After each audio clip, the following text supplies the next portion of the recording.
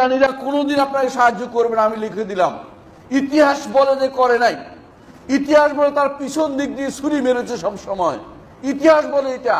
কাবা কারা ভাঙছে? শিয়ারা। ইতিহাস দেখেন, কাবা কারা ভাঙছে? শিয়ারা।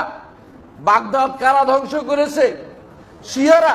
আপনার ভুলে যাবেন না, কারণ ইবনে আলকামি খলিফাতুল মুসলিমিনকে পায়ের নিচে বস্তার ভিতরে ঢুকিয়ে পায়ের নিচে চিপে মেরেছে।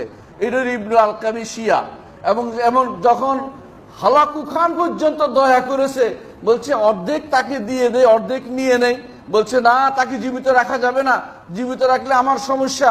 এই ইবনে আলকামি রাফেদি, তাকে খলিফাতুল মুসলিমিন মনে করছে সে একটা বেশি বড় কিছু জানে, এই জন্য তাকে তিনি বানিয়েছিলেন, প্রধানমন্ত্রী বানিয়েছিলেন।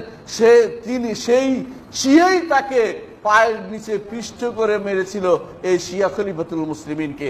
আপনি ইতিহাস দেখেন, কি বাগদাদকে ধ্বংস করেছে এই শিয়ার পরামর্শেই। তারা কোনোদিন কোনো মুসলিমের জন্য ভালো কিছু চাইতে পারে না।